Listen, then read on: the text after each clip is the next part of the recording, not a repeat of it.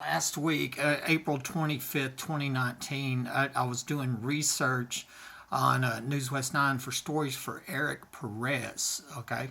And I'm going to back this off. I did an advanced search on Google, like you saw, and we can see here's the story, okay? And you can see is visited, last visit 4/25/19. Eric Perez, man on the run, speaks out. Okay, here it is. Man still at large after high speed chase. 4/25. Okay, here's another in 4/25. Fugitive, and then one more here. Okay, and then this last one here. Okay, and then what I did is I went up. I had a screenshot from actually. December 28, 2012 of one of these stories from News West 9 that was selectively deleted. And I spoke to, I believe it's a producer, maybe Jacqueline, something like that. I had a long conversation, told her my entire story. And I told her about, that these news stories were selectively deleted. And she said all data since 2014 before that was accidentally deleted. They couldn't get no information. And so I said, well, not all of it's deleted, because here's this I'd all found. There's like 5 or 6 stories here that are still online, but some of them with the same dates are deleted, okay? So here I am today doing more research, and today is April 30th, 5 days later after I spoke with the News West 9 rep, and watch this. I'm going to click on this link. It's gone. They removed it. After I talked to her, she removed it. Okay, I'm going to click on the next one. It's gone. This is very possible evidence that's connected to the capital murder attempt on my life. Once again, it's removed. Okay, every story. After I talked to News West 9, and I was trying to get a copy of these stories, not the ones that were online, because last week I could get to them stories, and now they're gone. Okay, and so this is a bigger news story, and I'm going to go over, basically. This is just the beginning right here. On December 19, 2012, I sent an email to the mayor, city council, press, family called "Did I Wake Up in China?" Okay, in reference to the capital murder attempt on my life. And then somewhere around the 27th or 28th, the evening news said that Eric Perez was wanted for capital attempted murder and other felonies out of Lubbock County. I thought this might be the guy that ambushed and shot me, and the other felonies out of Lubbock County might be the rape of my daughter who used to live over there. I tried to get a copy of this broadcast from News West 9 and was told that all data before 2014 was accidentally deleted. I told them that I had proof of selective deletions that were made too. Okay, and then on December 28, 2012, News West 9 posted a now deleted story called "Man on the Run After Attempting to Run Over Sheriff's Deputy in Martin County." It said that officers were attempting to serve a felony warrant on Eric Ray Perez, but he jumped in the car and tried to run over an officer before getting away. It said that Eric was wanted for capital attempted murder. I have a screenshot proving this was posted, even though News West 9 has no record. Later that day, and also on December 28, 2012, News West 9 reporter Devin Sanchez posted a second death news story, also called "Man on the Run After Attempting to Run Over Sheriff's Deputy in Martin County," and the reference to capital attempted murder was omitted. The replacement story said that he was wanted for fraudulent identities instead of capital attempted murder. She quotes Sheriff Woodward saying that Eric had nearly killed one of the deputies, and they said they found the stolen Chevy Camaro that he had tried to run over the officers with. Interestingly, Devin Sanchez used to be married to former Martin County Sheriff John Woodward, and my private investigator identified him as the first law enforcement officer arriving at my home a few minutes after I'd crawled out from being ambushed and shot. He was later caught getting drunk with an inmate while getting a Santa Moreta tattoo, or Saint of Death. This is a cult symbol used by drug traffickers and gang members. He was recently arrested on aggravated assault felonies.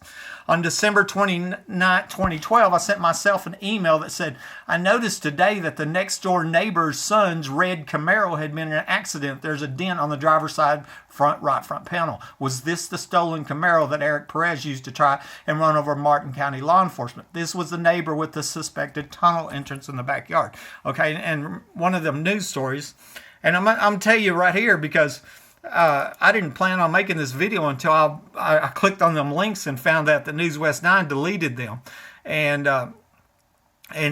so I wanted to document what's going on. But here's the okay. Here's the story, and look at the timestamp on it at 4:28 a.m. Okay, and it said the cars were found, shots were fired. He's wanted for attempted capital murder. This is the one that I was telling the News West 9 executive that had been selectively deleted. And it was called Man on the Run after attempting to run over the sheriff's deputy in Martin County. Okay. But then on the same day, a second story with the same exact name was put out there, and they omitted the reference to the capital attempted murder, and that was from Devin Sanchez, who was married to the Martin County Sheriff that said to be the first one to arrive at my home. Okay, so that's what I was telling this executive, and now this story that was there just a few days ago is now missing. You go onto Google search and it's gone. Looks like they've deleted it after I went and spoke to that executive, and so. Another important part of this story, and like I said, I wasn't even planning on making this video today until I found that out. But I was coming home. Here's a police report for January 3rd, and I see a guy across the street, okay, that looked like Eric Perez. The police called him Chris Perez, okay? And so, and then the Lone Star Task Force shows up at my house. I had it on camera. This guy that looked like the picture of the guy wanted for capital attempted murder, right? I thought might be the guy that shot me, was changing cars, and he was changing vehicles across the street. I think it was 3807 Rare Circle, and the Lone Star Task Force comes over here. Twice while they're here, the burglar alarms go off in my attic. I kid you not, while they're here. And then next thing you know, they get a call about a sighting at Kelly Grimsley. It almost sounded like diversion, so they left really quick, and then they almost got him but barely missed him. And that was on the day. So I thought I seen this guy at another neighbor's house, the actual guy that they're looking for, and they finally arrested him. And then all the charges for capital attempted murder went away. It was gone. He was charged with evading police. Nothing about him shooting at deputies, nothing. So I wonder, was that Camaro, my next door neighbor's Camaro, was the guy across my street, Eric Perez? Did Eric Perez or Chris Perez shoot me? Okay. And so I recently, not there. Anyway, I'm going to leave that right here. Oh, here we go. This is a recent one. There's a guy here that looked just like the Eric Perez that was in the paper that sent me a friend request. And this was just a very recent comment from him. One of the best feelings in the world is when the traffic light is about to turn red, so your haul has to beat it, but it turns red halfway through. Then you look around and a lot of other people were with you. You know, we broke the law as a team. And I'd sit there and I looked at that and I thought, I wonder if he's saying that one of the best feelings in the world is that a lot of people were here when he shot me, but no arrests are going to happen because of all the other people that were here, but I don't really know that. I don't know this guy, and it's, this hidden meaning, and I don't know if this is the Eric Perez that was in the news, but there's questions to be answered there.